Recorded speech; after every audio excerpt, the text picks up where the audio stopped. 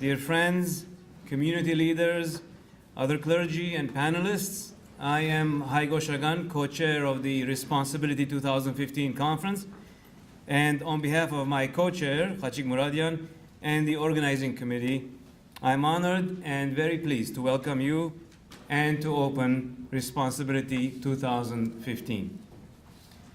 The occasion for this conference is the centennial of the first genocide of the 20th century, the first of modern times, the planned, deliberate destruction of 1.5 million Armenians, a nation, by Ottoman Turkey. It has been 100 years, and these 100 years mark the start and development of an entire history, which, as we look back and look forward, can be traced to 1915.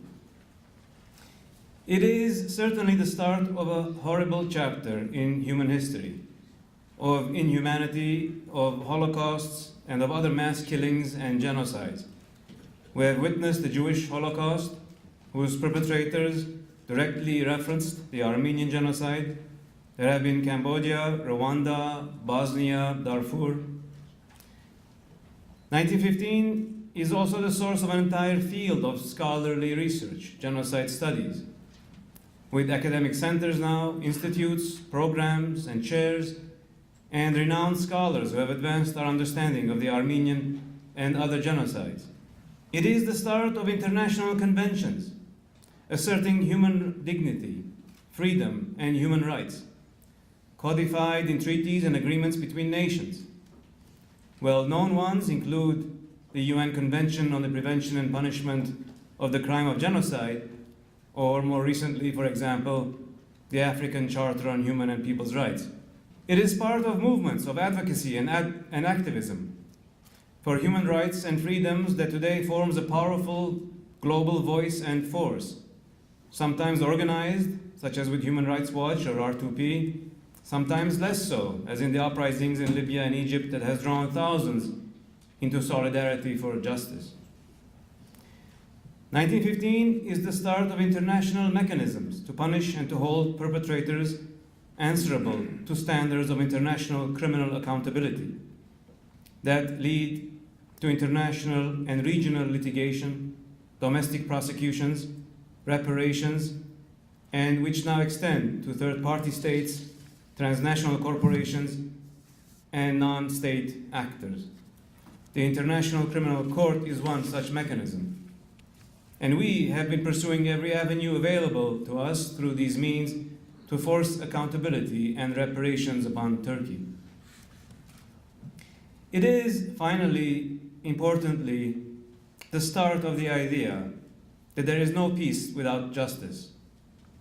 There can be no lasting peace anywhere where there remains injustice, where there is no resolution for crimes committed, where there is no accountability and no responsibility. This is impunity. And impunity has always been a key cause for the commission of the worst of crimes. Bringing perpetrators of gross injustices, mass violence, war crimes, crimes against humanity, and genocide to justice is a key deterrent of such crimes and an important way to prevent further ones. This conference is an occasion to consider all those points.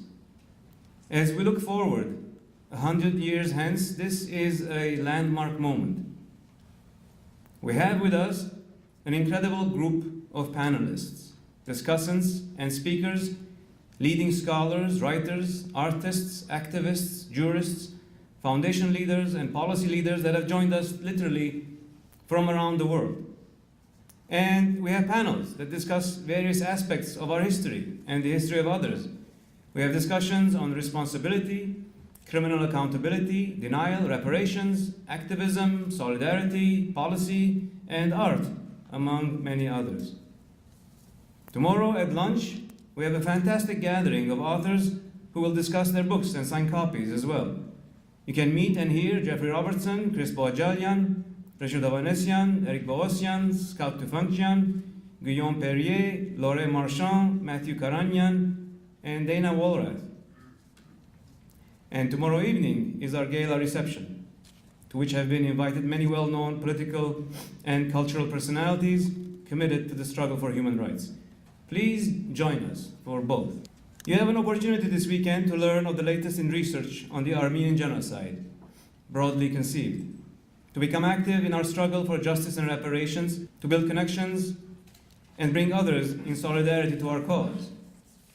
And as Armenians, as a people familiar with the greatest inhumanity and tragedy imaginable, this is also an opportunity to stand in solidarity with others in the struggle for justice, for recognition, and for reparation. When we first came together to plan this gathering, we soon settled on calling it responsibility.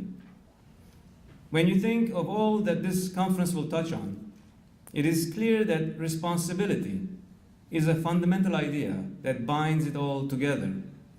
From the need for historical research, to criminal accountability of individuals, corporations, and nations, to the demands for reparations, to the political activism or artistic expression that drive many of us, to the solidarity that extends to others. Responsibility is the idea, the force at the center of it all. I think we named it well. Let me welcome you again to the Responsibility 2015 conference.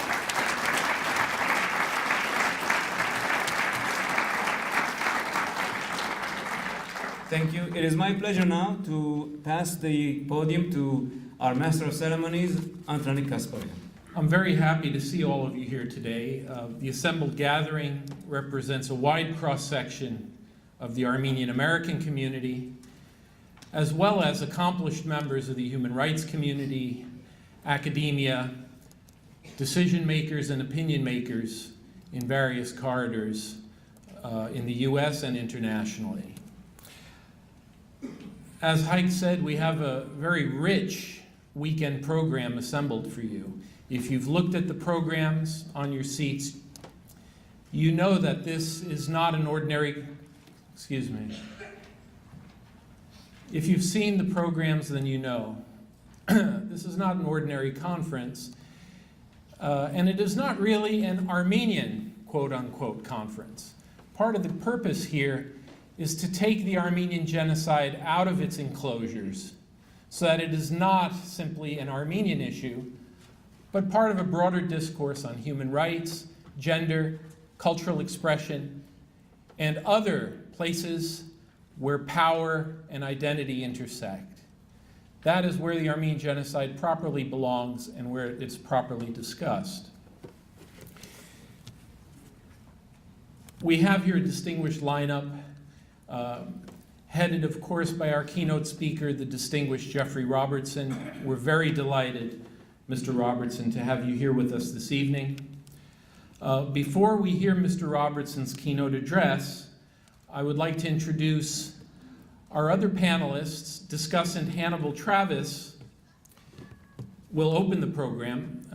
Dr. Travis is professor of law at Florida International University. He teaches and conducts research in the fields of cyber law, intellectual property, antitrust, international and comparative law, as well as human rights. His works have focused on the intellectual property implications of new technologies and user-generated content, as well as antitrust law as it applies to broadband and Wi-Fi internet access markets. Professor Travis has also published widely on genocide and human rights, including a comprehensive history of physical and cultural genocide in the Middle East and North Africa. That history is entitled Genocide in the Middle East, the Ottoman Empire, Iraq, and Sudan. And I should add that his work prominently features parallels that can be drawn to the atrocities now being committed by ISIS and the atrocities committed 100 years ago in the Ottoman Empire. He's a former editorial advisory board member of Genocide Studies and Prevention, an international journal.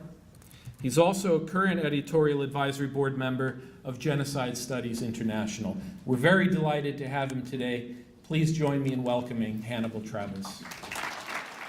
Thank you again to the organizers for inviting me to speak today. So my title is The Legacy of the Ottoman Empire's Genocide, Implications for Current Events.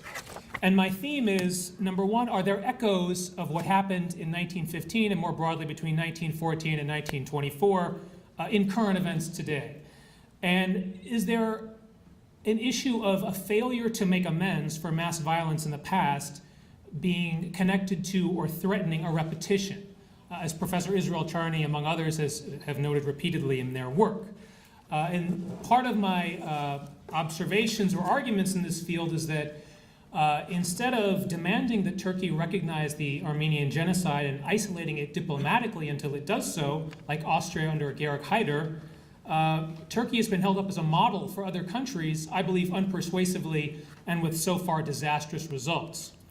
What do we mean when we speak about genocide? Very briefly, it means an attempt or a practice of killing or destroying a group in whole or in part by one of a series of 5 acts: killing, causing serious or bodily mental harm with torture, deliberately inflicting poor conditions of life that will destroy the group, preventing births within the group, or removing children from their families and placing them in new families of the dominant group.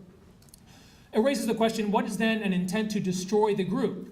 The international criminal tribunals have defined this as revenge or animus towards the group. So for example, in the case of the former Yugoslavia and the Bosnian Muslims, the Bosnian Serb leadership wanted revenge for rebellion or World War II atrocities of various kinds. And the courts inferred their genocidal intent from calls for the religious or ethnic cleansing of the Muslim population, the use of slurs against them, and the scale of their atrocities against the victim population. Turkey played a critical role in the creation of this International Criminal Tribunal. It called repeatedly for it and participated in some of the operations against Yugoslavia militarily that made it possible. These tribunals, as I said, infer genocidal intent from the scale of atrocities such as torture, psychological abuse, rape, detention in substandard conditions, denial of food, water, clothing, or hygienic shelter, and the destruction of or targeting of mosques or other religious institutions. As you will hear during this conference, each one of these techniques was used against the Armenians and other Christians in late Ottoman Turkey, and you will hear in great detail how they were done. The Republic of Turkey, if you look at its website, says there was no Armenian genocide. Instead, there's an allegation, but what really happened was massive rebellion in the vicinity of Van and Mardin. They say that there's no evidence of an intentional killing of the Armenian people.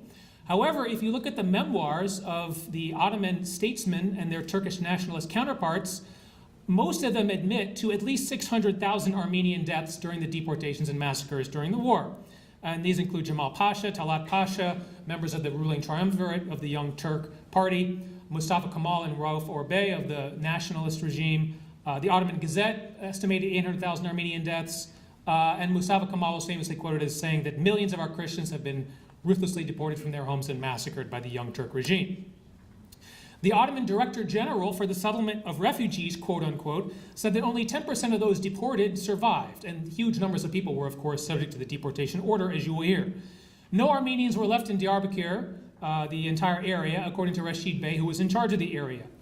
The Ottoman Sultan referred to what happened as crimes against humanity, namely massacres perpetrated in Turkey during the war, in which subjects of non-Turkish race have been forcibly driven from their homes by fear of massacre since January 1st, 1914.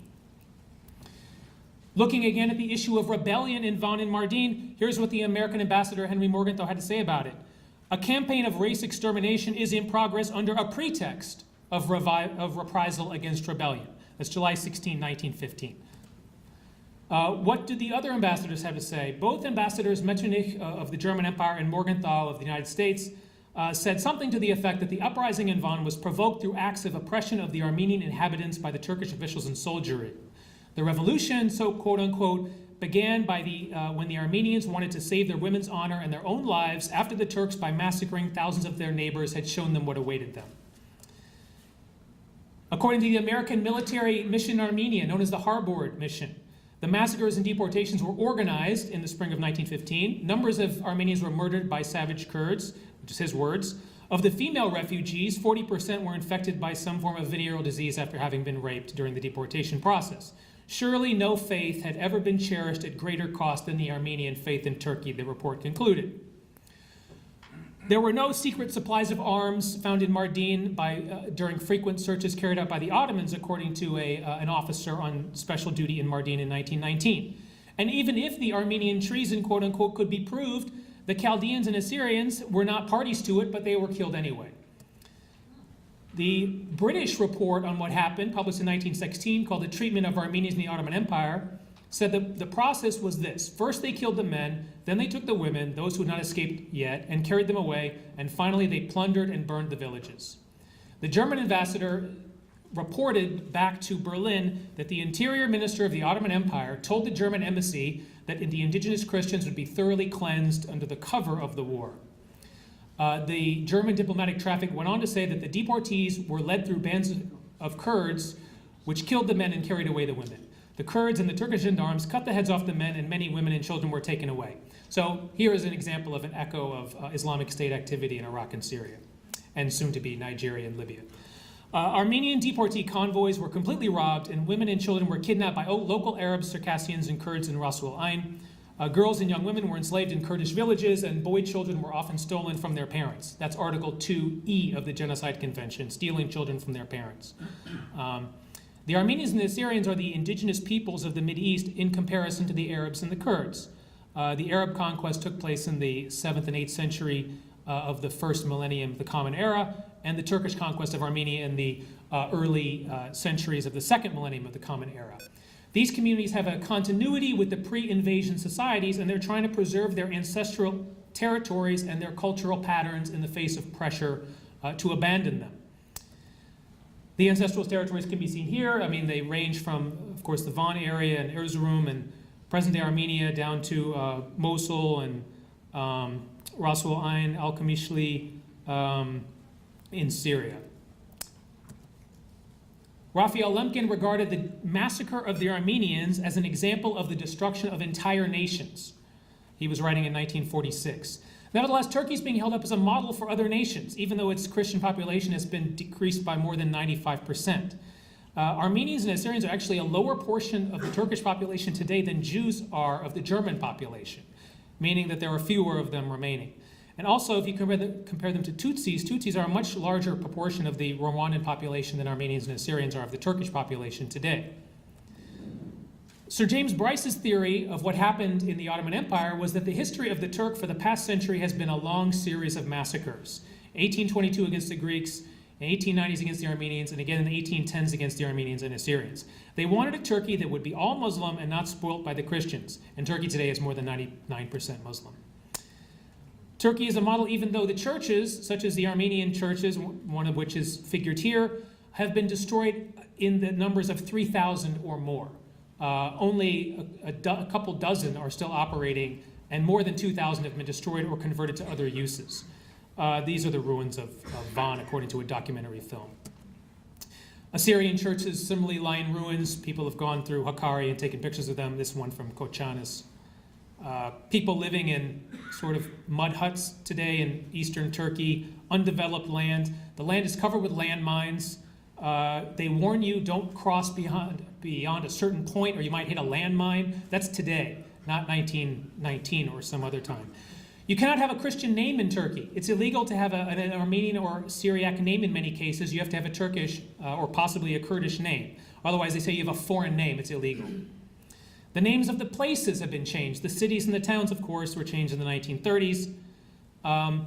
Since Turkey has become more prominent in international diplomacy, there's been a steady transition of other secular states to religious regimes and a similar religious cleansing pattern, for example, in Iraq, Gaza, Egypt, and Syria. Scholars have called this Talibanization of different countries. Conflict is spreading. Refugees are fleeing en masse. Entire nations are losing their access to food and medicine. People are going homeless en masse. Nevertheless, the US government sees Turkey as a major regional power serving the cause of peace and stability in the neighborhood. Let's look at some examples of this. Turkey helped incite the civil war in Yugoslavia, which caused up to 300,000 excess deaths. It encouraged the regime change in Iraq that's caused up to 2 million excess deaths. Refugees from major wars, hundreds of thousands from Somalia and Sudan, supported at times by the Turkish government. Thousands of people are drowning every year trying to flee from Africa, including Libya, and from Asia, including Syria, into Europe. 3,500 drowning last year. Iraq has echoes of Turkey. Dozens of churches have been bombed. Very few perpetrators are being punished. Dozens of Christians are being kidnapped each month, and people are regularly being beheaded. The U.S. Congress had a sense of the Congress report saying there have been alarming numbers of religiously motivated killings, abductions, beatings, rapes, threats, intimidation, and displacement from homes and businesses among the smallest religious minorities of Iraq. A few pictures of destroyed churches there. The Dora district of Baghdad cleansed of its Christian population. You can see there's sort of an arc of conflict in the neighborhood of Turkey, going from Libya over to Iraq and up to southern Russia. Turkey helped inspire and fund the Libyan rebels during the early phases of their rebellion. And then the Libyan rebels have gone on to Syria and helped found al-Qaeda in Syria, killing hundreds and eventually thousands of Syrian security forces. It was said in January 2012 that Turkey and Jordan harbored between them 22,000 anti-government rebels. The Libyan Islamic Fighting Group fighters were the spearhead of the Syrian rebellion. They were hailed by al-Qaeda Central for this role. The Islamic State of Iraq formed in 2012. You can see here some of the sites of conflict in Syria. Examples of destroyed government buildings in Syria. In complicating move, al-Qaeda-backed Syria revolt was the headline back in 2012. The article goes on to note that Turkey is supporting the rebellion. Fighters from Iraq and rebel soldiers from the Libyan city of Misrata are crossing in from Turkey into Syria, into the Syrian war zone to join al-Qaeda. Turkish government cooperated with al-Qaeda in Syria, says former U.S. ambassador. Former U.S. Ambassador Richie Ardoni says that Turkey was allowing fighters for Jabhat al-Nusra to cross the Turkish border, so that Turkey was a conduit for aid, weapons, and volunteers headed for the Syrian rebellion. There was a powerful article by Harut Sassounian last year saying that a delegation of religious leaders from Syria came to Washington to plead for aid and support. They noted that close to half of the 65,000 Armenians have already fled the country. Their concerns were dismissed by John McCain, among others. They sought an end by Turkey to its aid to the rebels in Syria, and similar aid from Saudi Arabia and Qatar should be ended, they said. They wanted protection for the minorities and religious sites in Turkey. Unfortunately, there is no current realistic plan to protect the Armenian population or the religious sites in Turkey. Instead, there is a policy to fund rebels who have ties to Jabhat al-Nusra. And unfortunately, my fear is that we are seeing echoes of 1915 today in 2015. Thank you for your time. I think that for a conference of this sort, a conference that is entitled Responsibility 2015, it's perfectly appropriate to have a few words from our friends at R2P, the Responsibility to Protect, which is one of the leading human rights organizations that specifically deals with and combats genocide. We have with us today Dr. Simon Adams, who's a longtime human rights activist, who's worked in a number of conflict situations, including in East Timor, South Africa, Rwanda, and Northern Ireland. He's currently the executive director of the Global Center for the Responsibility to Protect, and he's with us this evening to offer a few remarks and then to introduce our keynote speaker, Mr. Robertson. 100th anniversary of the Allied invasion of Gallipoli is, of course, almost upon us. And although we are congregated here tonight in this great American city of New York, I'm reminded of that thin line of blood that connects all Australians and New Zealanders to Gallipoli and ultimately, therefore, to Armenia. Because, of course, on the 25th of April, Anzac Day as we call it in Australia, it represents not only the most hallowed day in our military history, but I don't need to remind anyone here that the Allies, as they readied themselves to invade Gallipoli, leading politicians within the Ottoman Empire were preparing to eliminate Armenian Christians whom they considered to be collectively guilty of treason. And on the night of the 24th of April, as the Allies were preparing their invasion, the arrest of Armenian intellectuals began, and soon after, massacres, mass deportations. the genocide was underway, a genocide which of course would kill more than 1 million Armenians.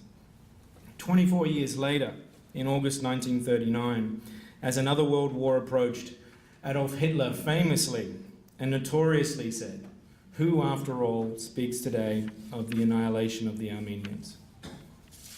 Hitler was, of course, aware that despite some very fine speeches that had been given in Paris and London or Washington in opposition to the Armenian genocide, most Turkish perpetrators escaped punishment after the First World War. And he was also trying to sort of steady the nerves of his army commanders as Nazi Germany prepared to invade Poland. But Hitler's acolytes, of course, did not escape judgment so easily. The horrors of World War II and of Auschwitz not only led to the Nuremberg trials, they inspired the formation of the United Nations. And after 1945, there was a broad consensus that the stark slogan of concentration camp survivors, "Never again," must be turned into a reality. Regrettably, the reality, of course, of the second half of the 20th century was not how much we did to make never again a reality, but how little. From the killing fields of Cambodia to Rwanda to Bosnia, mass atrocity crimes were generally met with international diplomatic passivity. Deadlocked and immobilized by the Cold War, the United Nations proved incompetent or impotent in the face of monstrous human rights challenges. And nor did the new millennium start much better. The barren wastelands of Darfur, I think, provided another stain upon our collective conscience. But there have been some changes, important changes, significant changes. The responsibility to protect, known more commonly by its annoyingly cute UN abbreviation of R2P, was unanimously adopted at the UN's World Summit in 2005, the largest single gathering of heads of state and government in human history. And the basis of R2P is that all humans, regardless of where they live, have a right to be protected from the 4 internationally recognized mass atrocity crimes: the crimes of genocide, war crimes, ethnic cleansing, and crimes against humanity. And central to the responsibility to protect is the idea that never again should a Rwanda, should a Srebrenica be allowed to occur as the world sits and watches. We know that hate speech, words, ideas can incite people to kill. But good ideas backed by meaningful action can also save lives. And in short, I think the responsibility to protect demands an end to amnesia and impunity, which is why I'm especially glad to be standing here in front of you today. I'm currently Executive Director, as was said, of the Global Centre for the Responsibility to Protect, and on a day-to-day basis, we work with the UN Security Council and UN member states to ensure that the international community protects vulnerable civilians from the machetes, from the death squads, from the mass graves. And in the 4 years I've been at the Global Centre, we've had to deal with the civil war in Syria, ongoing atrocities in the Democratic Republic of the Congo, hate speech and ethnic cleansing of Rohingya in Burma, crimes against humanity in Darfur, South Kordofan, Blue Nile in Sudan, large-scale war crimes in South Sudan, and of course the developing threat posed by Boko Haram in Nigeria and ISIS in Iraq, just to mention a few. We've had some practical successes, but it's the catastrophic failures that, of course, always linger in one's memory and haunt your conscience. But what, you may well ask yourself, does all of this have to do with the 100th anniversary of the Armenian Genocide? Crimes against humanity are called such because no matter who you are and where you are from, these crimes diminish us all. They are literally an offence against our common humanity. And in the same way, I believe that the contemporary denial of genocide is not only an offence against the dead, but encourages future potential perpetrators. History cuts both ways. Impunity begets impunity, but international justice can be contagious. And this is not, in my opinion, a question of Armenia versus Turkey. This is a question of historical truth. Which brings me to tonight's speaker. The Czech author Milan Kundera once wrote that the struggle of man against power is the struggle of memory against forgetting.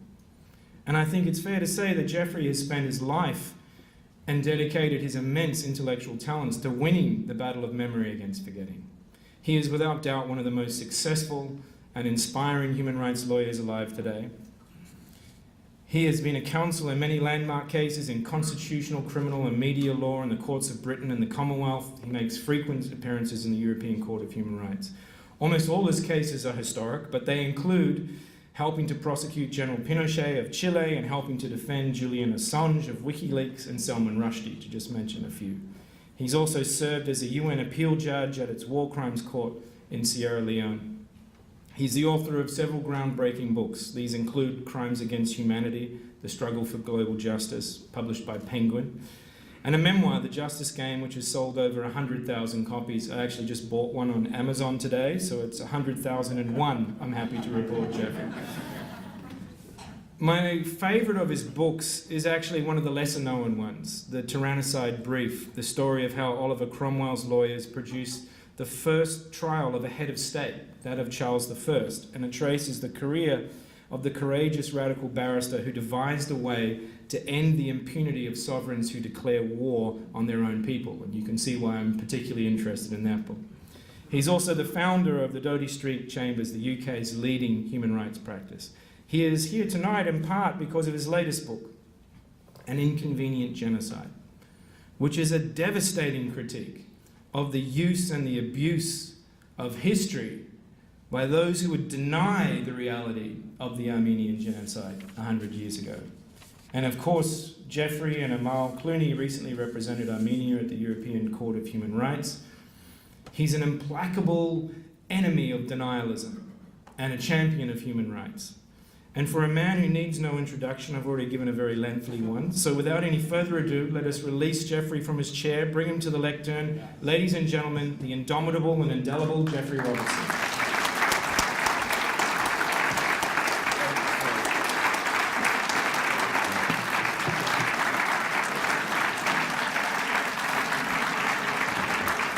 Thank you for that overkind introduction.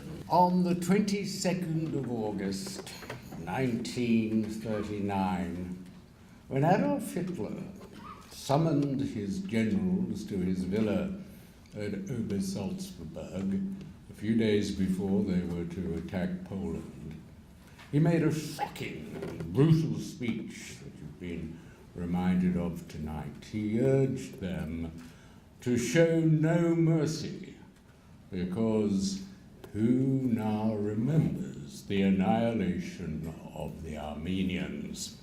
And they went into Poland. You may have seen on films the Blitzkrieg, you will have read of the killings of the Jews, believing that, like the killers of the Armenians 20 years before, they would have impunity. The very same impunity that has covered the perpetrators of the Armenian Genocide for rounding up the intellectuals and community leaders on the 24th of April and later, killing the able-bodied men either in labor battalions or at the beginning of the conscription period, able-bodied men meaning boys over the age of 12, and forcing the deportation of the old men, the women, and the children.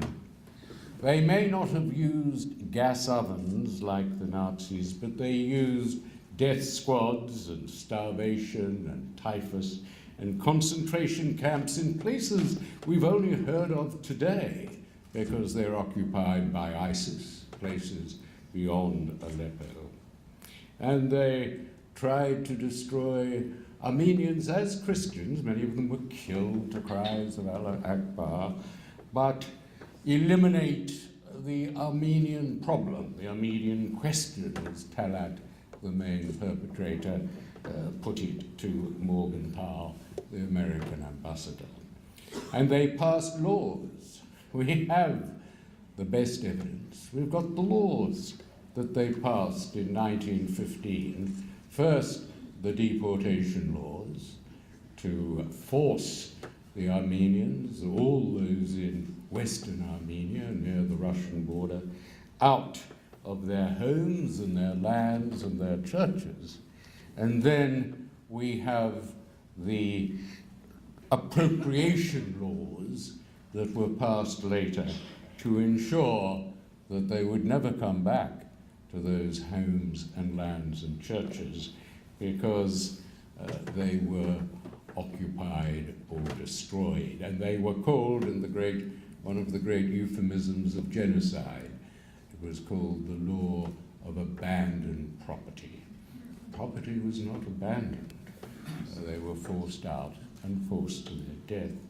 There is, as you've been told, this interesting historic link between the landing at Gallipoli on the 25th and the beginning of the genocide by the rounding up of the intellectuals in Constantinople, which is now, of course, Istanbul, on the 24th.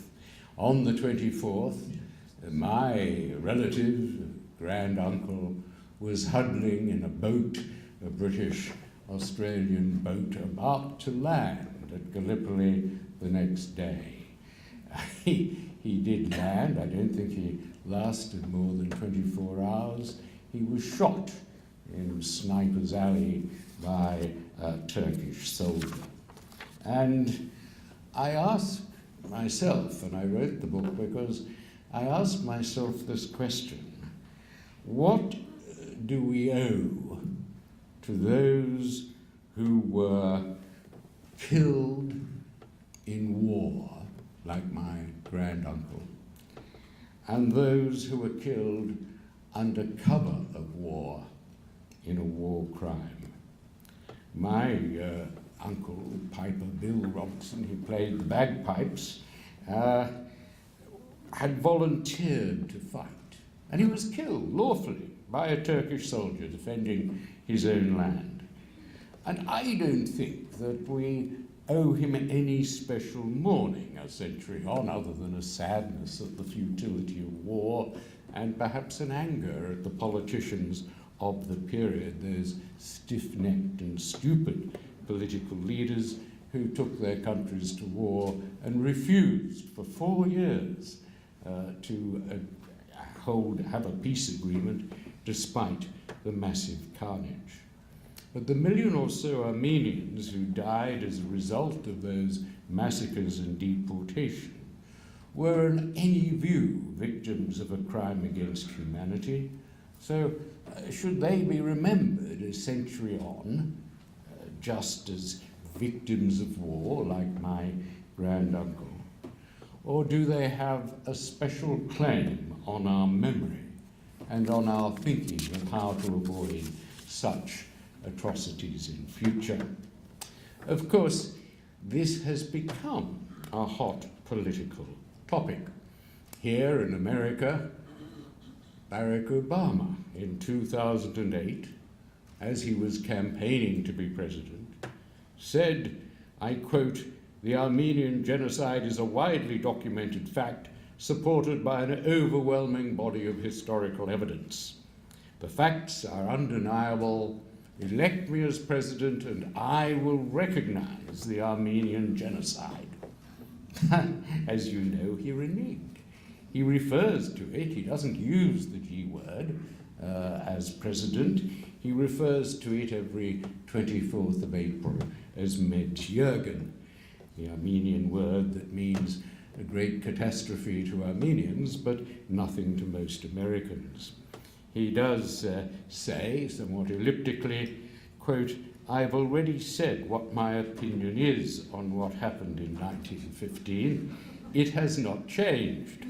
So if you want his opinion on what happened, you have to Google his 2008 speech to find his opinion that it was genocide. It's a word he dares not utter for fear of reprisals from Turkey, closing the spy bases of the airfields currently being used by NATO. The truth is too inconvenient to utter. Turkey at the moment is simply too important for NATO governments, America and Britain in particular, to utter the G word. In Britain, which was the first to condemn the genocide in 1915 before Raphael Lemkin had even coined the word, Britain, France and Russia declared it a crime against humanity. Actually, the British draft said crime against Christendom, and it was the Russians who pointed out that we weren't all Christians and changed it to crime against humanity. But that was, Britain took the lead in 1915 and actually rounded up some of the perpetrators for trial in Malta until they realized that there was no international criminal law unto which they could be tried. So Britain has a good record, and yet a few years ago the Foreign Office came up with this appalling formula to state that the evidence is not sufficiently unequivocal. It was a masterpiece of double talk, diplomatic double speak. The evidence is not sufficiently unequivocal. You can't be a little bit unequivocal. It was nonsense. And I, in writing, this also stimulated me to take a look at what was behind this change. And I dug up, using our Freedom of Information Act in Britain, some fascinating memoranda to explain it.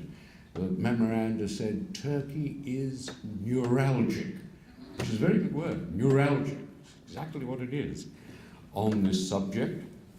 Our formula is unethical. But, I quote, given the importance of our political, strategic and commercial relations with Turkey, this is the only feasible option. So there you have genocide equivocation in the two major nations in NATO. And so that led me, as a UN judge, I was president of the UN's War Crimes Court in Sierra Leone, to apply the law of genocide to the facts that are agreed by historians. And my conclusion beyond any doubt is that the Armenian people were victims in 1915 of what is today defined as genocide, defined by the Genocide Convention, defined by the statute of the International Criminal Court, and by its case law. Now, I'm not going to sadden you by repeating in any detail the evidence, the Euphrates River so swollen with dead bodies that it changed its course, the beheading of boys, the selling into sexual slavery of the girls, the forced conversions to Islam, and so on. The Armenian minority in the Ottoman Empire had always been denied civil rights, regarded as inferior. The first massacres came in 1894. 200,000 were killed until 1896, which was warning enough to the Young Turk government when it took over in 1909 of the tinderbox, the racial and religious tinderbox, that they had to be careful about. The anti-Armenian feeling, very much like the feeling against the Jews, was because the Armenians were successful. They had very successful schools, very good schools, Christian schools at the end of the 19th century, and they had succeeded in medicine, in law, and of course that created enmity, envy. The Sultan became, as described by William Gladstone, the bloody assassin, who was so hostile to Armenians that he wouldn't allow the word to be used in newspapers. And as the Young Turk government, which had originally come to power as progressives, they had the support of the Dashnak MPs in 1909, but like a lot of weak governments, went for nationalism in order to increase their popularity.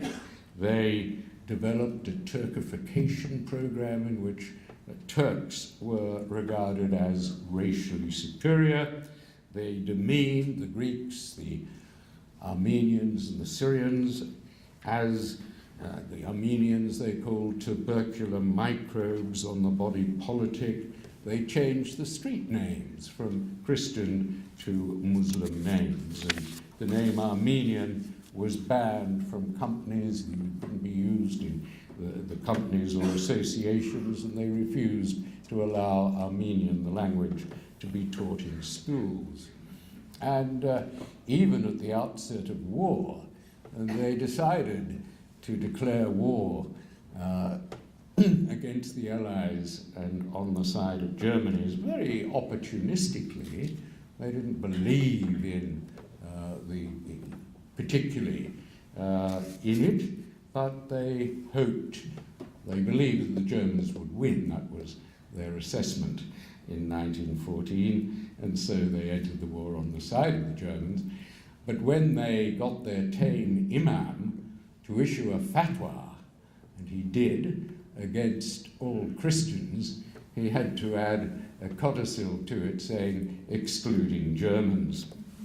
So that was how they entered the war, and then with the boats off the Dardanelles, they began the roundup of the intellectuals, putting men in army labor battalions and massacring them, and beginning with the deportation laws. Now, the deportation laws talked of, as the Turkish government website talks even today, not of deportation, although that's the translation of the law, but merely of relocation.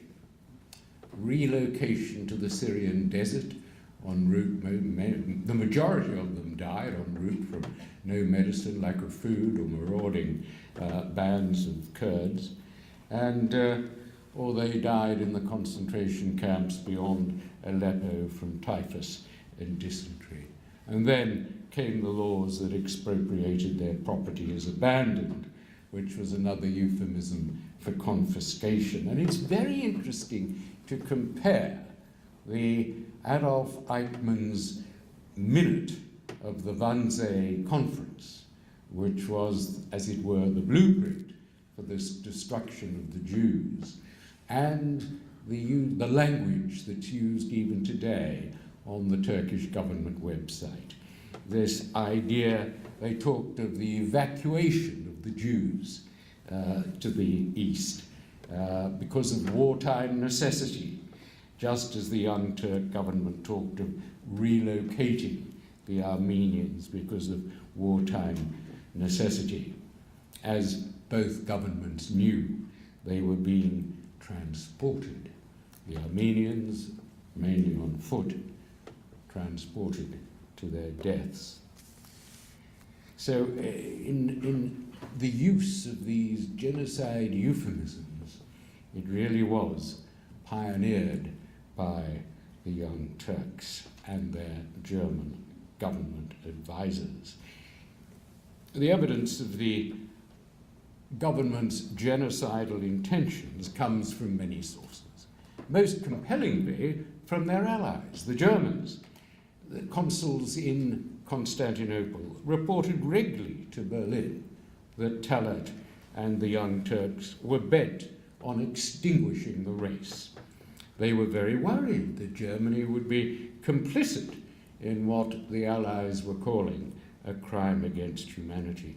And they urged the Chancellor, Bethmann Hollweg, and the Kaiser to disassociate from what was happening to the Armenians. They refused. It's unheard of to criticize your ally in the middle of a war, said the Kaiser in a note. The American diplomats, of course, were neutral at this stage, and they were appalled, especially at Talat Pasha, who made no bones about his determination to destroy the race. We're solving the Armenian question, he said to Morgenthau, by eliminating the Armenians. And of course, there's overwhelming evidence from German and American missionaries, from Austrian and Italian diplomats, captured soldiers, British and Australian soldiers, who were treated quite reasonably by the Turks, wrote home. And I've seen their letters in war museums in both Australia and in London, commenting on the fact that they were being treated fairly, but they couldn't believe their eyes when they saw columns of Armenians being lined up and shot or sent into the desert. And I think, Hannibal, you mentioned the Harbord report. General Harbord, an American, very good American general. They're not all that way. But he went in 1919 with 30 experts, and they inspected mass graves and they conducted interviews for a month. And his conclusion at the end was that this was, I quote, the most colossal crime of all the ages, this wholesale attempt on a race. And I think that's a very good description of genocide, the wholesale attempt on a race.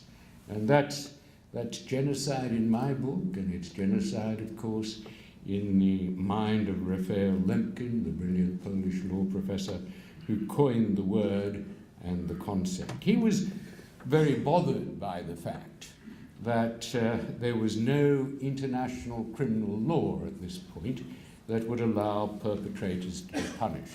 The British had taken 68 young Turk perpetrators to Malta. They tried to put them on trial, but they realized that as the law then stood, it wasn't a crime for a state official to kill vast numbers of their own subjects if that was ordered by their government. We were still on the Machiavellian Westphalian principle that states and princes had entire sovereignty over their own people. And so there was no international criminal law. If you look at the Turkish government website, you'll see the claim that the Turks were innocent of genocide because the British took them to Malta and they were all found to be innocent. This is a complete lie, but it's one of many that is sadly and surprisingly made on the Turkish government website. In fact, the main perpetrators, Talat and Enver, were given asylum by the Germans. They took them away in gunboats, and Talat was living happily not quite ever after in Berlin until he was assassinated by a vigilante who had lost his entire family on the death marches, seen his father killed in front of his eyes. And he was put on trial, and it was an amazing trial because Lepsius, who was an enormously courageous German missionary, told the jury about the Armenian genocide, and General Lyman von Sanders, who had actually been mainly responsible, not Ataturk, for the victory at the Dardanelles, because he was the commanding German officer who had set up all the sites that machine gunned the Allies when they landed. He too gave evidence of the atrocities that he said he had tried to stop but couldn't. And the German jury acquitted the assassin of Talat on the basis that his mind had been traumatized by the loss of his family. And this really worried Lemkin, because he said, well, we can't leave mass murder of a country's own subjects to the justice of the vigilante. It should be made an international crime.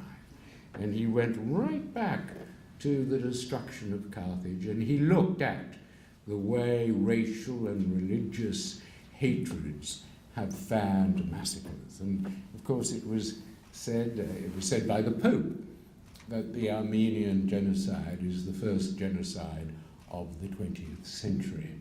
Well, the Pope is not infallible. It wasn't. The first genocide was the destruction of the Herero people, the Hottentots, in 1905 by the Germans, led initially by Hermann Goering's grandfather. And those German generals who had massacred the Hottentots went on to advise the Turks.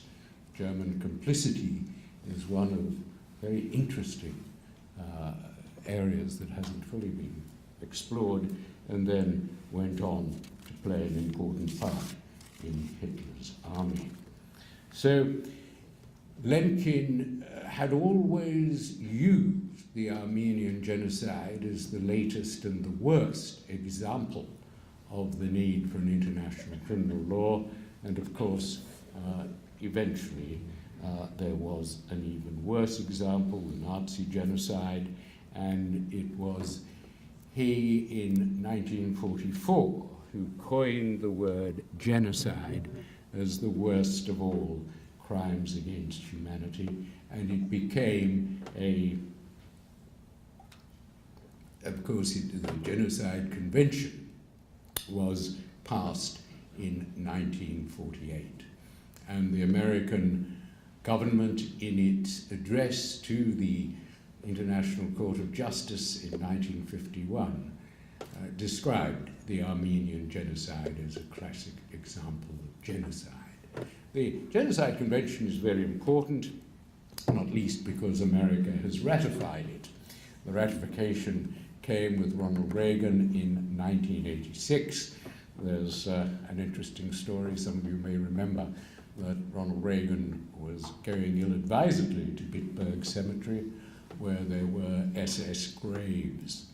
And a fat, bearded, obese young protester from Flint, Michigan, found this out, and he and a friend went over and held up their banners as Reagan entered, saying, the US President honors SS killers. And it caused such fury among the Jewish lobby that when Reagan got back 3 weeks later, he ratified the Genocide Convention. And the young bearded protester from Flint, Michigan was, of course, Michael Moore, making his most successful protest.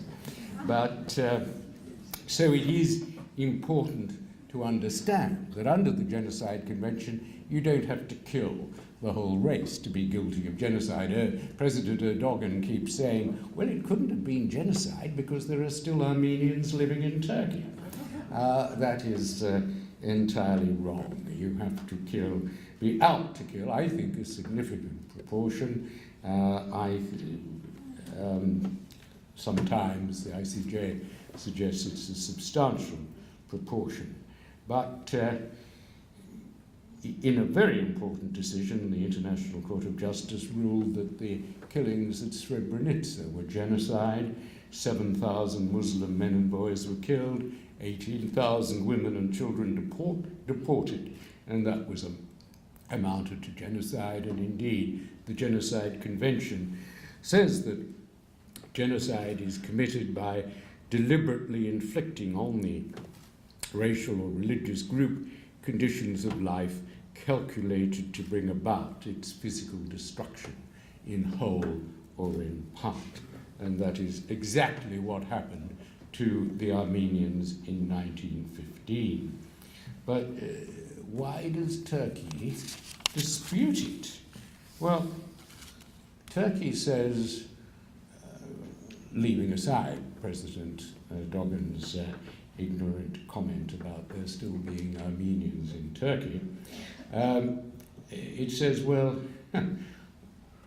our records show that we only counted 1.1 million Armenians in the Ottoman Empire, and we only killed 600,000. Seriously, that is what is said on the Turkish government website. We couldn't have killed 1.5 million, as the Armenians say, because there weren't that number in Turkey. Well, in the Ottoman Empire. Now, demographers are always difficult to understand, and they don't have the records. But there is no doubt that the Armenian church records, which I think in those crowded tenements in Western Armenia in 1915 are probably much more reliable than state census, and they count 2.2 million. So I don't think that and it's interesting that when the German politicians go to the Ottoman Empire in 1915, they are told the figure of 1.5 million deaths. So I think we can say confidently at least 1 million. But whether it's 600,000 of 1.1 million, or whether it's 1.5 million of 2.2 million, doesn't matter on any view. More than half the Armenian race have been destroyed on the Turkish government's own admission. Then, of course, the major defense is that these relocations, as they euphemistically call them, were needed because of military necessity. Well, that does not excuse the massacres. Necessity in war, even in war, can never justify the deliberate killing of civilians. If you think that a particular racial group is likely to be disloyal, then you can detain its leaders. The Dashnak leaders could have been detained, they could have been interned, they could have been prosecuted. But you don't send small children and women and old men on long marches without food and medicine from which they're not expected to return. The argument which is being promoted with a massive PR exercise in the run-up to the centenary is actually very dangerous. Deliberately killing civilians can never be justified in order to gain a military advantage. There were, admittedly, dangers on the Russian front, and there were some Armenians who defected to the Russian army, and there was that outbreak of violence from Armenians in Van, and they succeeded in driving out the Turkish army, but only for 2 months. The Turks came back with a vengeance after 2 months. And the danger of giving any legal credence to the Turkish argument of military necessity is because the Turks say, oh, look, we've got to confine genocide to the Holocaust because there the Jews were killed and they didn't resist. But if there is any civil resistance, and there was some from the Dashnaks, then we can say that it was a civil war and not a genocide. Well, that would justify Rajapaksa in Sri Lanka killing up to 70,000 civilians in order to eliminate the Tamil Tigers. It was an argument that could be used by the Pakistani army to justify the killing of 3 million Bengalis back in 1971 because they harbored a small number of freedom fighters. It is during war that the law of genocide is most necessary to protect minority groups. And it is ironic that the Turkish government denies genocide on the pretext that the Armenians were the enemy within during a war. That's the very circumstance in which there is a special obligation on a state to protect racial and religious groups. And so much for military necessity. It wasn't militarily necessary to cleanse Western Armenia. It fell. The Russians walked through it in 1916 and 1917. And of course, where Turkey was successful, at the Dardanelles on that front, there were few, if any, Armenians. So what are we to make of this massively funded Turkish government denialism of any crime committed by its predecessors in 1915? It goes beyond denialism because under Section 301 of the Turkish Criminal Code, citizens can be, and very often are, prosecuted for asserting that there was a genocide. Hrant Dink, who was a courageous newspaper editor in Turkey, was actually assassinated, and the government did nothing to bring his assassins to justice. School children are taught to write essays refuting the genocide. The press restrictions are such that Turkey is now rated 154 in league tables of press freedom, largely because of this ban on Ottoman behavior. If you say there was a genocide in Turkey, you run the risk of being prosecuted under Section 301 for insulting Turkishness. Well, it was all a long time ago. But 100 years is still within living memory. I think the year before last, President Obama invited to tea a lady who was 103 and had survived the death march. She was invited to tea at the White House along with the world's most famous Armenian, Kim Kardashian. But of course, the mental scars, the psychological trauma on children and grandchildren continues throughout the diaspora and will continue until Turkey makes some acknowledgement of the crime and some reparation. International law is providing, I think, or capable of providing some assistance. The Nazi assets that were paintings and so on that were stolen by Goering are being returned, and there are assets expropriated in 1915 that can still be traced. Over 2,000 churches were seized. Some can be given back. There was one at Lake Van which was restored a few years ago with a great fuss by the Turks, and then they refused to allow it to be used as a church. They would only give a permit for it to be used as a museum. Armenians want their historic lands returned, Western Armenia, which may be asking too much, although I've suggested that the majestic and mysterious Mount Ararat that overlooks Yerevan could be returned as an act of reconciliation. I think it's probably too loaded with electronic communications, probably most of them run by the CIA, to allow it to be returned, but it would be a wonderful and symbolic act. What I think Armenians can most ask for, and I go back to my own relatives killed at Gallipoli, and I don't think, and the difference is, of course, that they need and should have reparation for an international crime. What they want, firstly, is acknowledgement of that crime, because the denial of genocide, in effect, is the ultimate in genocide, is the final act of the genocide, denying it.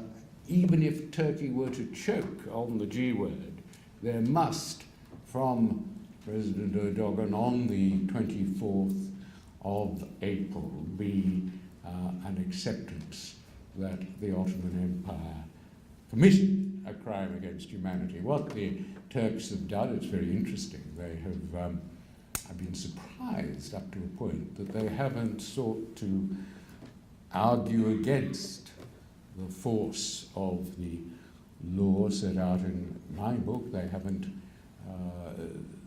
presented their paid propagandist professors from the Ataturk chair at Princeton and other such unbiased places to put up any other. What they've done is to have a massive event that they hope will drown out the remembrance of the Armenian Genocide on the 24th and 25th of April. They've invited every world leader, and some, including Prince Charles and his sons, are going, the prime ministers of Australia and New Zealand, possibly of Britain, although I think he's too involved in the election campaign, will go to Gallipoli, and so there will be a diversion, a massive diversion. That is the Turkish hope, that they can avoid any mention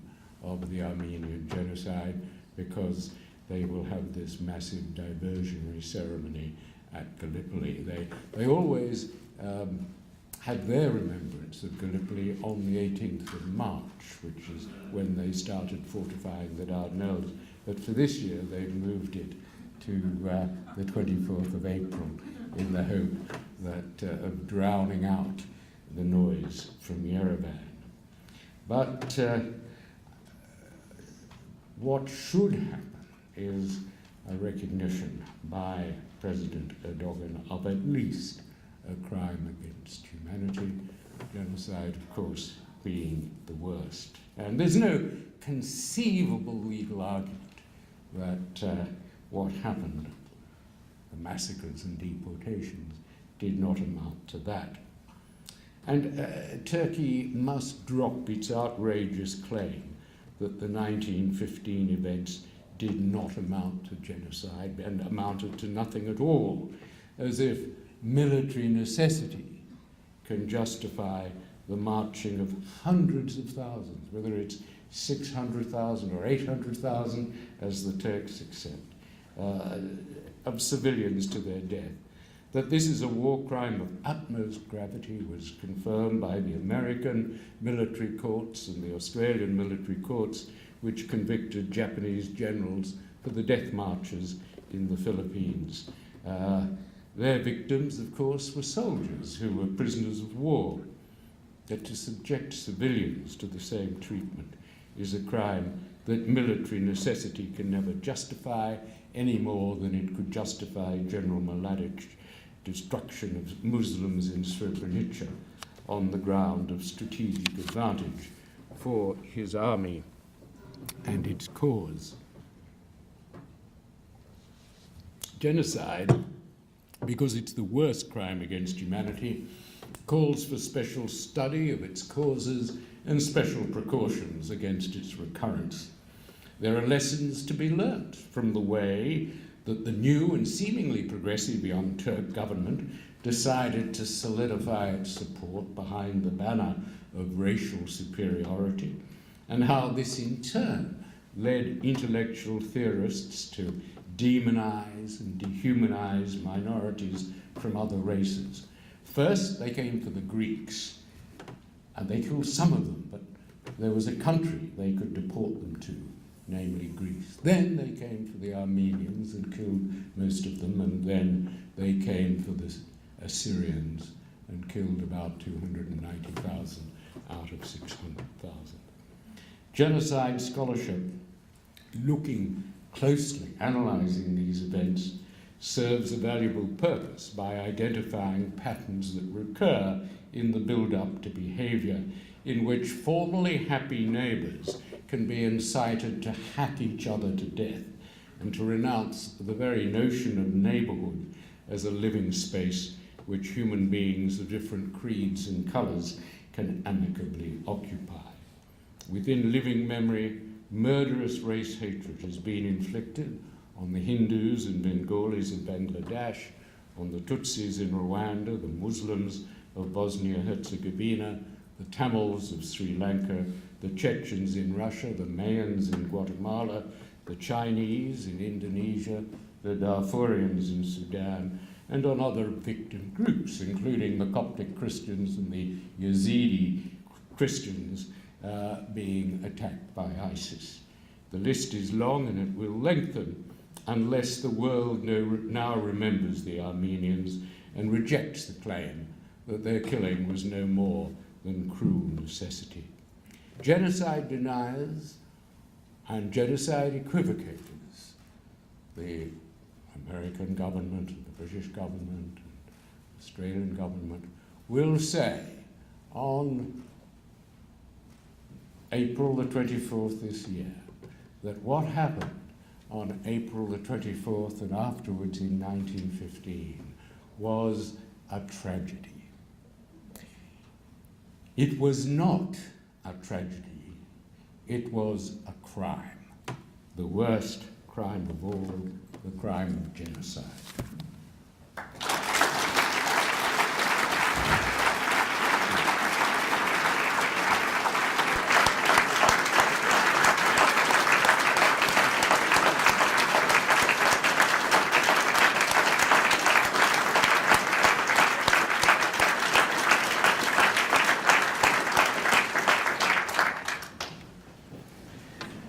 Thank you very much. At this time, we'll take a limited number of questions from the audience. I need not caution you.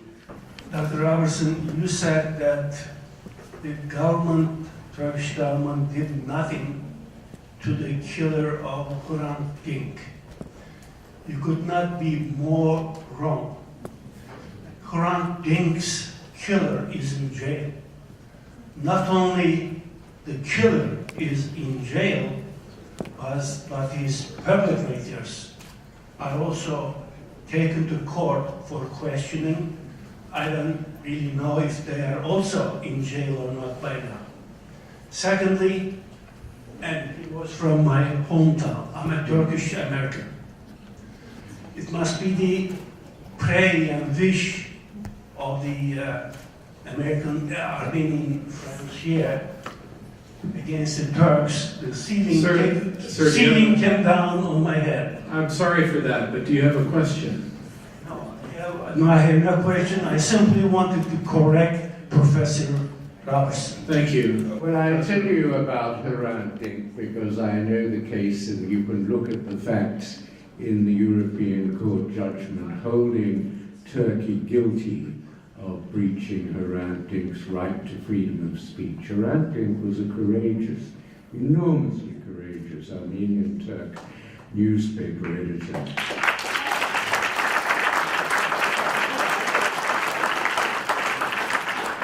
And he wrote an article about the problems between Armenians and Turks in dealing with genocide. He was a very liberal man. He was opposed. He said famously that he would go to France and get himself arrested for denying the genocide, just as he was being prosecuted under Section 301 for suggesting that it had been committed. So he was a liberal, and he was an intellectual, and he was prosecuted under Section 301 for insulting Turkishness. And the judges found him guilty. The prosecutor was reluctant to proceed. He was killed because his protection was withdrawn. You can read all about it in the European Court judgment. It says that it held Turkey liable because basically they left him open to be killed, and his prosecution under Section 301 was a breach of the freedom of expression guarantee that is in the European Convention. Thank you, Dr. Robertson. Dr. Robertson, are you at all familiar with the award that Woodrow Wilson, the borders that were defined by Woodrow Wilson, United States Congress? Yeah.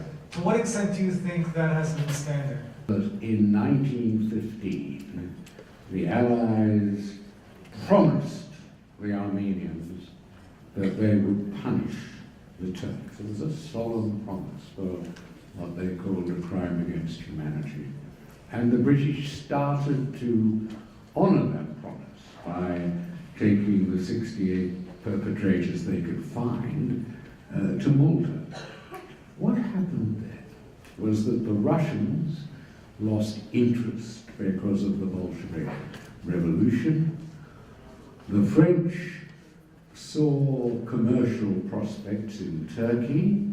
Ataturk strengthened his hold over the weak liberal government in Turkey, and by 1922-23 was in a position to offer commercial and particularly oil contracts to the French. So they bottled out. The Americans, the Harbord Commission had in 1919 established the truth. There had been a remarkable American support for the orphans of Armenia, but at Versailles, the side treaty was the Treaty of Sevres, and that promised accord, it promised retribution, it promised reparation. But the rise of Ataturk meant that the European governments went to water, led by France, and the Treaty of Lausanne, in effect, gave amnesties to all the Turkish perpetrators and tore up the borders of the so-called Lusen borders, which had been part of the Treaty of Sevres. Now, there's a lot of, I think, rather wishful lawyering that suggests that the Treaty of Sevres is still alive, based on the fact that the American Senate, at the very last moment, realized what a shocking the Armenians were the real losers of the First World War, despite all the promises made. And the Treaty of Lausanne, the American Senate at the last moment refused to confirm. So, based on that, there are arguments that Sevres is still going. I don't think, for myself, that would work as an international law argument. We have to live with the Treaty of Lausanne, which, although the US Senate didn't ratify it, it was accepted by European powers and by the League of Nations. There is, of course, still and Armenia ended up as this really very small little part of the old Russian Armenia, with Yerevan as the capital. It was a dreadful reneging on promises, but it's very late now to think of carving out a large slab of Turkey in an area where the Armenian population was never much more than 30 or 40%, but I think that nonetheless far better to begin with claims for Armenian property that was seized. I just want to know, what is your opinion on why Turkey attacked the Armenians and committed genocide if the Armenians were so successful in Turkey? Why didn't Turkey support them so that the Armenians could help? Well, I would attribute to governments, and the Turkish government in particular, an intelligence and a rationality that governments don't have. Governments like to get re-elected, and if they can pander to the majority of the population, they will vote them in and support them. And that's one of the downsides of democracy, which Winston Churchill said is the worst form of government, except for all the others.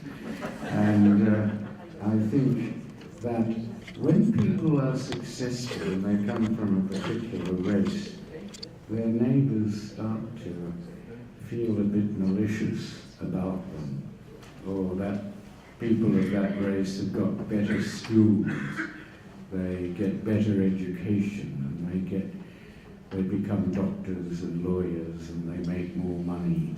And here are we, the original people, who and governments feed on that sort of malice. That's what that was very much the feeling in Germany about the Jews, and I think it was the feeling in the Ottoman Empire about the minority of Armenians who were being so successful.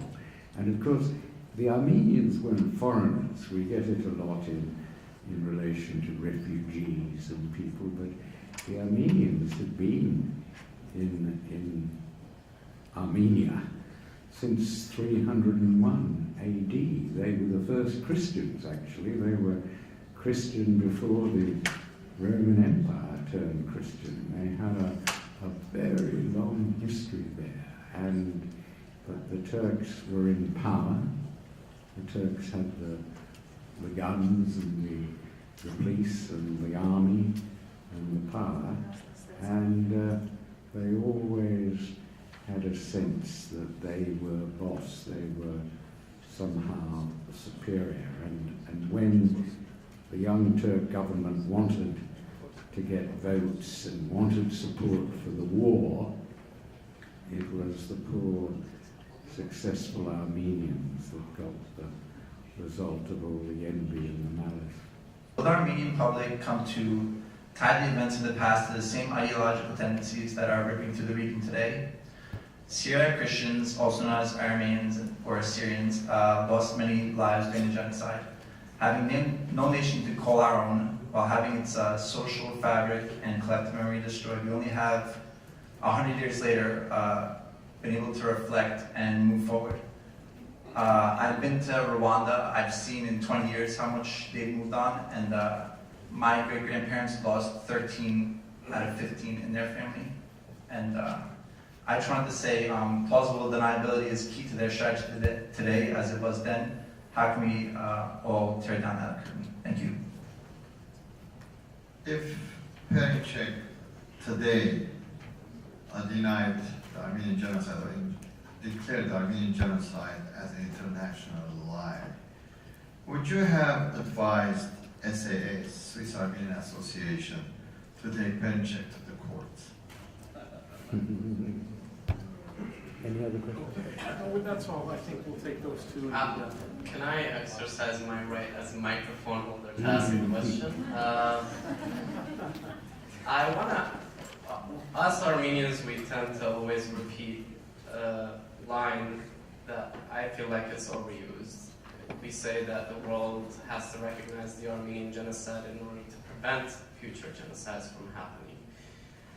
But my question is, I feel like that is a part of the rhetoric and it's used by all sides everywhere in the world. But my question is, do you feel like the current legal system in the world, whether it's ICG, ICC, has created enough legal precedents and legal norms and legal grounds to prevent genocides from happening? Do we have instruments to stop genocides from happening without the politicized nature of the Security Council and the United Nations? We've got the principles. We've got all the law coming out of our ears. We've got the precedents from the ICTY and ICTR and the whole alphabet soup of international courts. And then you look at Syria today and the Middle East and where the hell. I mean, I think there was a moment, I put it in early 2011, when we'd done Milosevic, we had Karadzic and Mladic on trial, we had Charles Taylor, whom I indicted, was in prison in Britain. We had, we had responsibility to protect. We had resolutions 1970, which referred Gaddafi and sons to the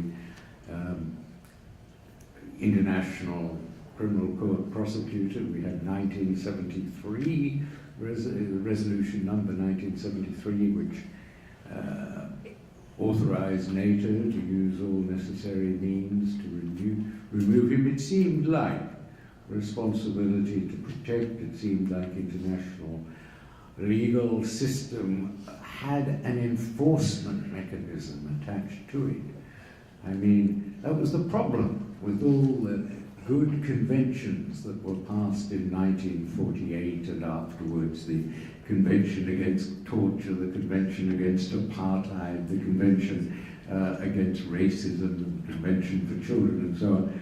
There was someone looking at the killing fields of Rwanda in '93 who said, "The road to hell is paved with good conventions." And it did see, by 2011, you had those brave young Syrians on the street of Damascus with the banner, "El-Assad to the Hague." And we failed them. Look at them now, they're all dead. 100,000 are dead. The Security Council should, when Assad started killing those protesters, maybe a few months in, when he had only a couple of thousand deaths on his plate, we should then have referred him to the ICC. There was a vote a few months ago in which Britain and France and even the United States tried to get him referred to the ICC, and Russia and China vetoed it. So, yeah, the answer is we came a distance, but after 2011, we have genocide now occurring, and we have a Syrian situation that international law seems incapable of dealing with. Yes, but I think there are still grounds for optimism because it has worked and can work. We have, and I think in a future it will work. The question on parent check is fascinating, and I'd probably say no. I would advise them not to have brought it because parent check is a kind of self-promoting fascist who loves, I mean, he waits until a country passes a genocide denial law and then goes and denies the Armenian genocide for publicity. After Switzerland, the other day he went to Greece because Greece had passed a genocide denial law and then they didn't let him in, much to his fury. But he loves being convicted, and it's all done for his local constituency in Turkey, but his Workers' Party in Turkey. That is, he's a sort of peripatetic forum seeker for genocide denial, and I would have asked the Swiss Armenian Association whether it was really necessary to prosecute him, whether his speech, which was appropriately enough made at a conference to celebrate the Lausanne Convention, it was made in Lausanne, and Lausanne was the treaty that White attempted to amnesty the Armenian genocide. But of course, his behavior has caused stress back in Turkey to Armenians still living there. And one of the issues, the position that we presented was not quite a First Amendment position, but not far from it. I mean, the only basis on which you can incriminate speech is the sort of speech that shouts fire in a crowded theatre. And although Europe doesn't have that pristine position, largely because it either gave rise to Nazism in the case of Germany and Austria, or suffered under the Nazis in the case of France and Belgium and other countries, there is still a modified, and particularly after the Charlie Hebdo assassinations, there is still the Article 10, which guarantees freedom of speech. So you have to find, I think, before you prosecute a genocide denier, that you're not giving them the publicity that they crave, and you are actually protecting people who would otherwise be demonized or really affected and harmed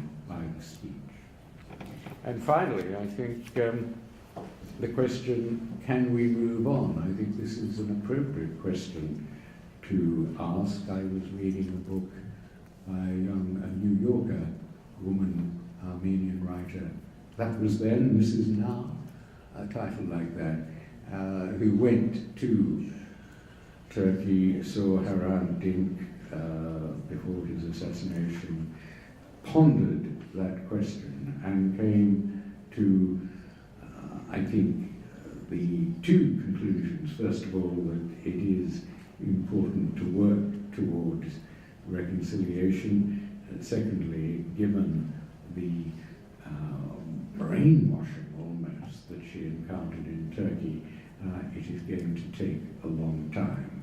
But let's hope that forms of reconciliation will be produced by the centenary, and that I think, beginning with a recognition that it was a crime against humanity. Genocide is a crime against humanity, but Turkey will never use the G word, followed by restoration of churches, restoration of property, perhaps as the result of legal action. I think that is a move in the right direction towards the kind of reconciliation that we've seen. And it may be even that some form of Truth and Reconciliation Commission can be established. The danger is, you see, Turkey's always saying, oh, let's have a group of historians. We'll nominate 3, and you can nominate 3. And we know that the historians that Turkey will nominate are those who occupy Ataturk chairs in various universities and are paid up members of the genocide denial fraternity. And historians are there not to make judgments, but to establish facts, and that's why I think it would be useful to have the International Court of Justice and a claim there. But there are various ways to bring people of goodwill together, and there are people of goodwill in Turkey. A few words in response to the first and third questions. A couple of interesting recent examples of how historical memory could inform the protection of people in the present and the prevention of the repetition of certain crimes. And the examples are Crimea and eastern Ukraine. So with Crimea, there were these military officers of Ukraine who wanted to rebel against the Ukrainian government and have a referendum on independence. And the United States said, Samantha Power, and I believe John Kerry said, well, in the past, the Crimean Tatars were deported by the Russians. Therefore, they're at risk now if the Russians take over Crimea. And we have to ensure the sovereignty and the territorial integrity of Ukraine and Crimea and oppose the Russian-backed rebels of Crimea. And when there were Russian incursions into Crimea, they said the same thing. There was a mass famine during Soviet times in Ukraine. Therefore, we cannot allow the Russian-backed rebels to take over Ukraine. With the Armenians, by contrast, there is a lack of memory many times, or a memory of a distant tragedy with no effects today. So there is no perceived risk to Armenians and Assyrians today in Syria, and therefore when Turkish-backed rebels take over half of Syria and drive the Christian population away, there's no response that is proportionate to the response in Crimea and Ukraine. So that's an example of how memory could have an effect on present-day public policy.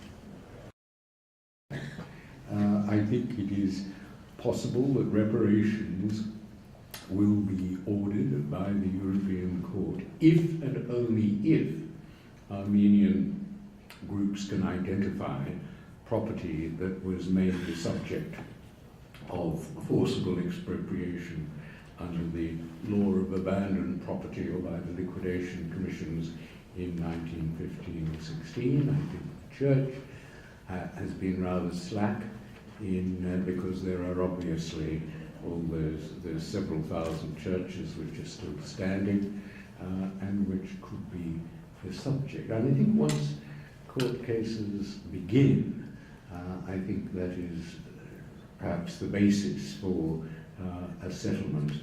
And I don't despair of Turkey. I mean, I know Hannibal presented a very bleak picture. I don't think the Turks did begin the Iraq War in 2003. I think that was someone called George W. Bush.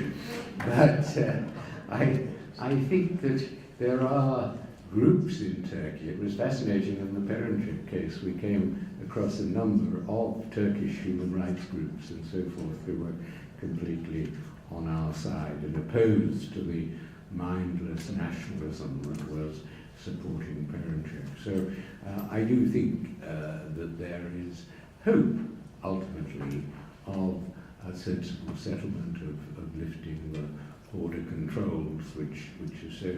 I mean, Turkey has always made conditions on rapprochement with Armenia. One condition that is utterly unacceptable and should be utterly unacceptable is Nagorno-Karabakh. Turkey wants Armenia to accept the Azerbaijani position on Nagorno-Karabakh, and I would have thought that was intolerable and untenable. They have also said that recognising the genocide is off the table, that must be brought on the table. They've also said that land claims are off the table, and I think if they can be properly evidenced, they should be brought on the table. And so that is the position, and at the moment, as a few weeks to go before the genocide memorial was on the 100th anniversary, Turkey is keeping very quiet, but I think it does have that big diversion planned. You'll see it happening on the 24th. Just to clarify my own comments about Iraq, so I don't leave the wrong impression, because I had to be very brief. I was not saying that Turkey caused the 2003 invasion of Iraq. What I was saying is that after the invasion, which killed about 30,000 to 50,000 Iraqis, most of the Iraqis who have died in the hands of mass suicide bombings. And Turkey is a major logistical hub for Al-Qaeda going into Iraq and raising money for the fight in Iraq. And that is what I am laying in part at the feet of Turkey. And in addition, when they captured Al-Qaeda in Afghanistan in 2001, 2002, many dozens of them were actually Turks. So Turkey and Al-Qaeda have a long relationship, and I think Iraq is a prime victim of that trend. The Catholicos, because they do have churches. Some of them have been turned into mosques, some of them are ruined, but their property was expropriated. And you can, I discuss in my book how we might go about getting to the European Court of Human Rights, where Amal and I did the parenthood case recently, and which has condemned Turkey over Cyprus.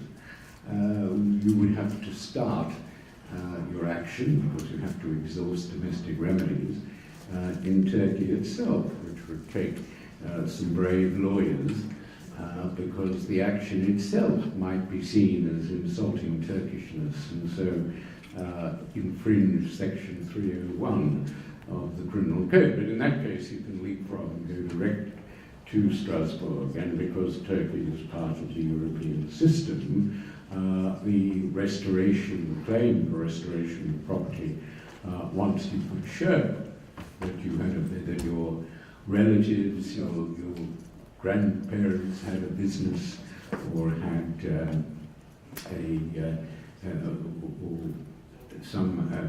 home, or whatever, that had been was caught by the liquidation commissions in 1916 under the Abandoned Property Act, then I think you can make a claim, and I think that can be forced through Europe. And we must remember that Turkey is going through an economically bad period, is desperately necessary, it wants to become a member of the European Union. It will not be allowed to become a member of the European Union unless it acknowledges in some appropriate form genocide.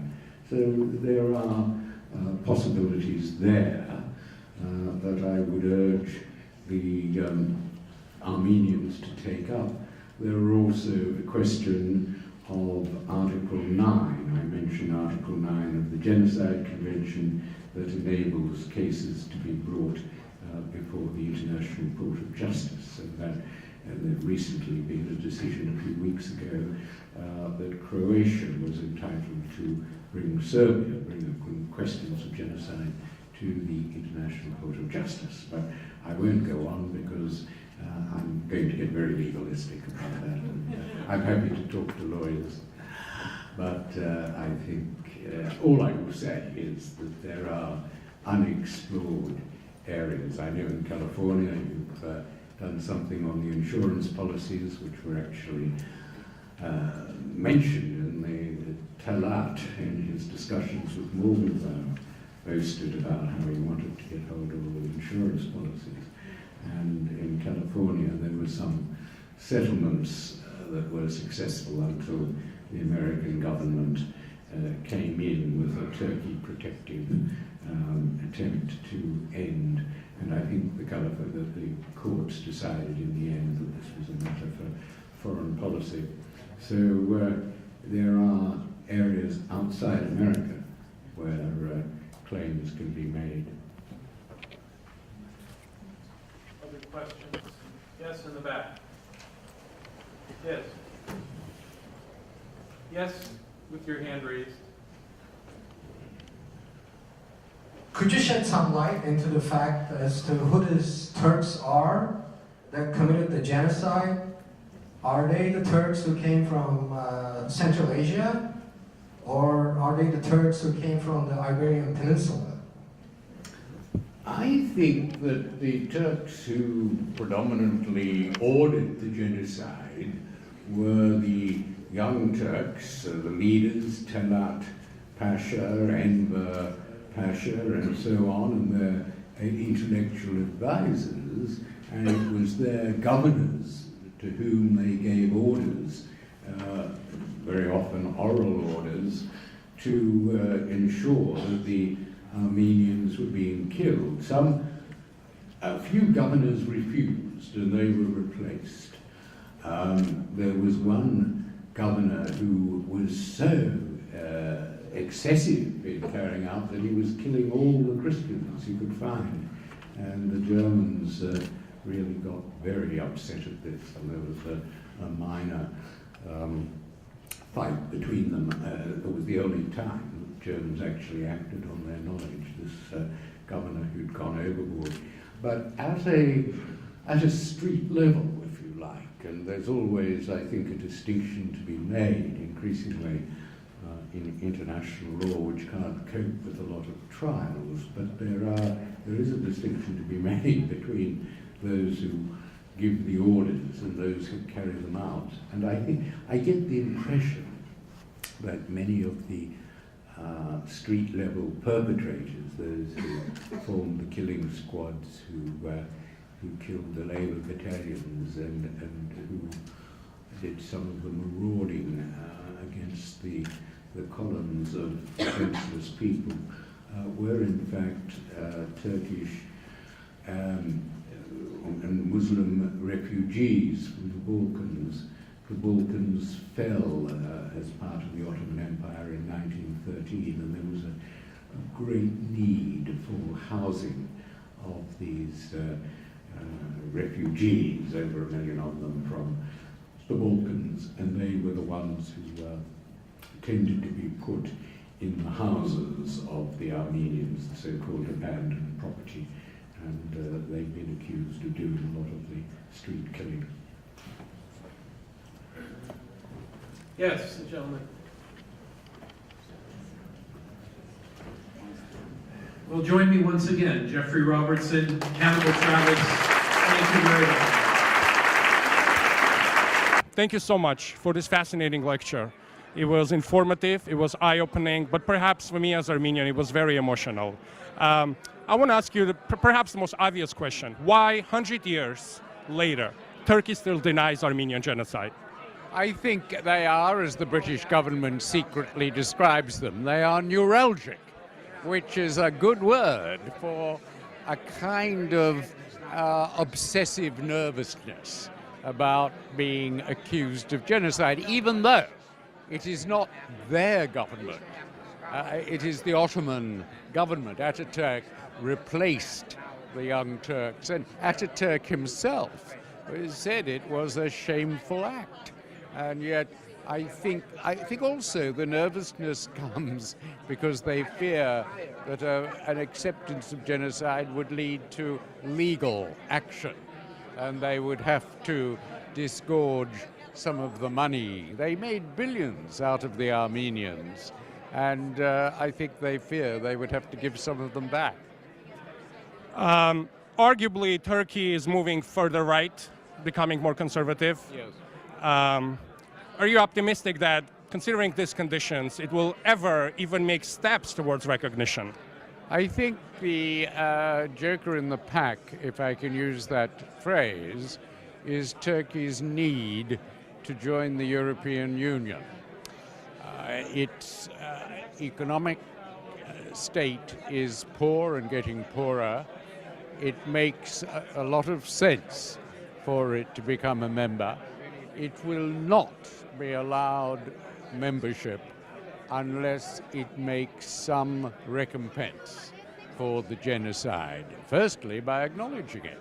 So I see some hope in that future down the line. I would hope that there is some movement in a few weeks' time on the 24th. I think President Erdogan has to say something about it, and were he even to acknowledge a crime against humanity, which of course it was, there's no debate about that, but if he were to acknowledge that, that would be a start, because he wouldn't be actually using the G word, but he would be accepting that the crimes committed were within the class that genocide is one genus of. Just continuing on the same thought, after assassination of Hrant Dink, hundreds of thousands of Turks came out and said, "We are Armenians." Do you think this is a trend as far as the population of Turkey goes, changing their perception? Well, I think there is a lot of unrest in Turkey, and a lot of young people, in particular the Gezi Park demonstrations, are showing that they are moral and they are prepared to criticize their predecessors. And this whole obsession about denying genocide is something that they no longer are prepared to put up with. So, yes, we are all Armenians was a reflection of the real horror and distaste at the killing of Hrant Dink. So I think there is hope for Turkey. From a legal point, could you quickly just talk to me about three certain points? One is recognition of Armenian genocide, second, return of Armenian lands, and third, of the property. Well, it seems to me that by current definition, by the definition of genocide in the Genocide Convention, what happened to the Armenian, to most of the Armenian race were killed. And that is the killing of a substantial proportion of the population because they were Armenians. And that is genocide.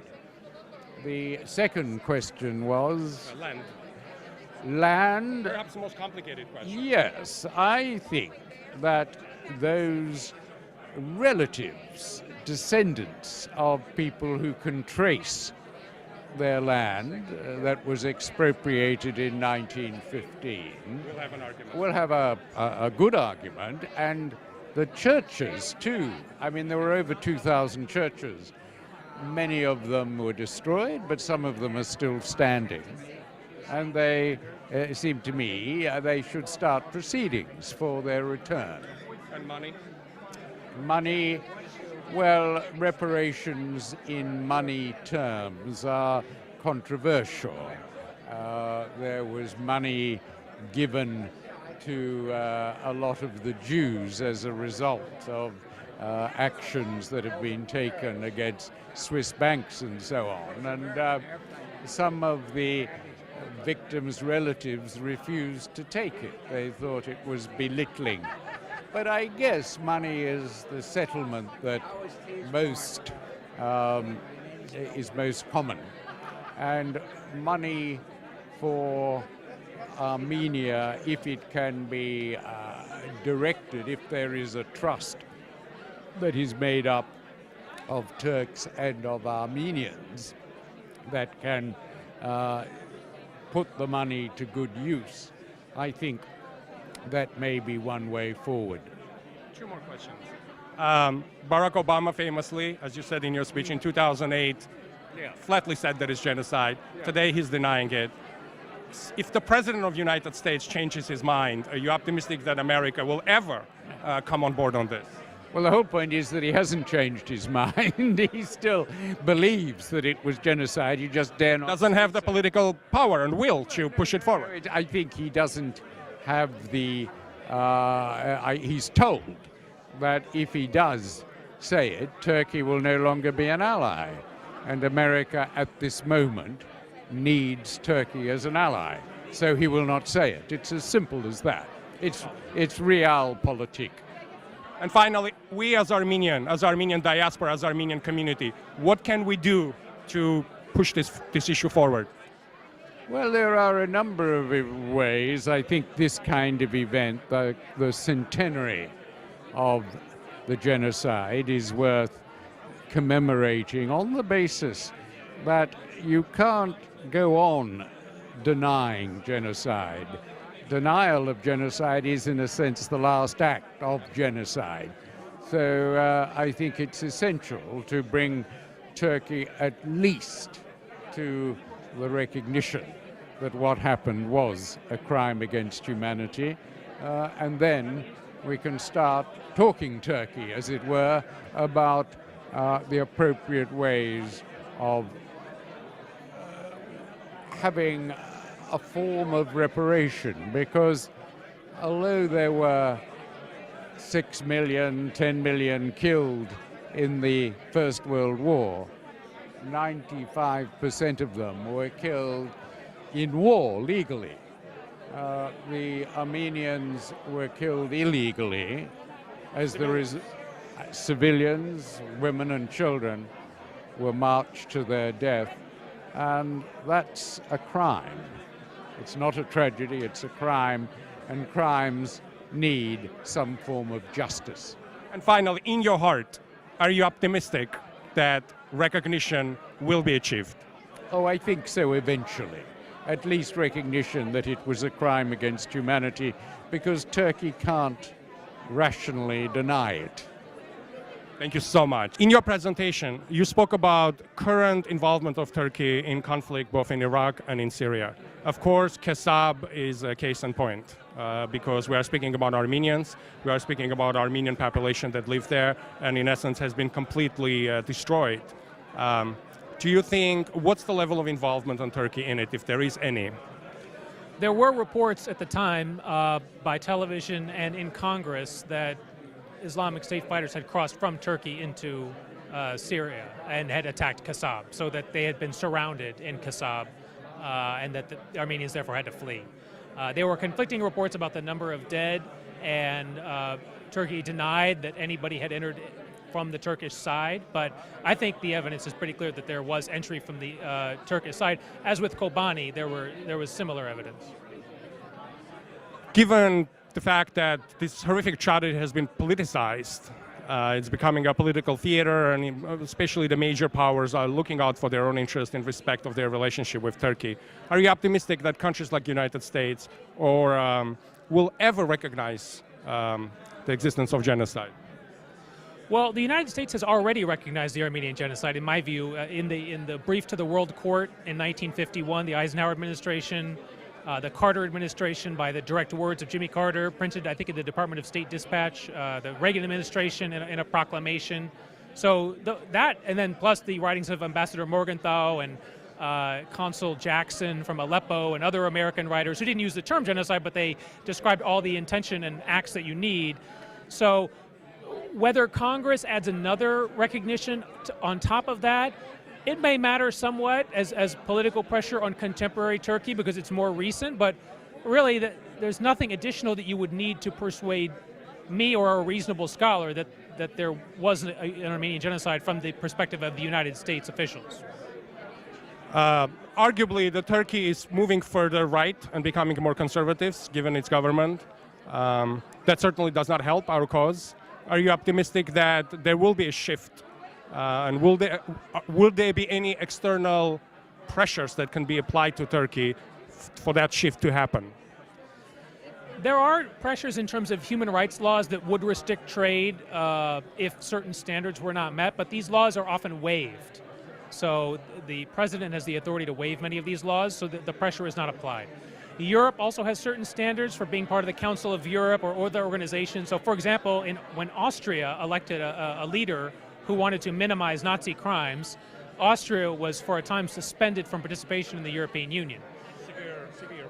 So theoretically, Turkey could be suspended from international organizations because the level of its denial or the time frame becomes unacceptable to these organizations. Will that happen? Probably not. I mean, there have been many reports over the years that when even a measure in Congress was about to pass, economic and geopolitical levers were pulled, and it was frustrated. So I imagine the same levers could always be pulled. Turkey becomes richer every year because the countries around it are being destroyed. Armenia is very poor. They don't have access to world trade like other nations. Iraq is largely in ruins, or many of its cities at least. Syria is largely in ruins. So a lot of trade has to go through Turkey. And therefore commercial ties with the East, through the critical straits, have to go through Turkey, and nations and blocks of nations are hesitant, therefore, to exercise human rights pressure on the government. Is there any slimmer of hope or optimism, in your view, in terms of this issue? There is some liberalization inside Turkey with respect to the Kurds using their language, Kurdish politicians becoming mayor of city, recognizing the Armenian genocide at a city level, at a municipality level, a place like Diyarbakir. It's been known to happen. So some scholars are hopeful about these developments. I think that they will be overcome in the long run by radicalization of the local population seeping over international borders. We've already seen reports of people feeling threatened or being threatened inside Turkey for being opposed to Islamic State activity. So while there have been liberalization from the federal level, there's also been radicalization or a deterioration in other local areas. So I'm not entirely optimistic about it. Thank you so much.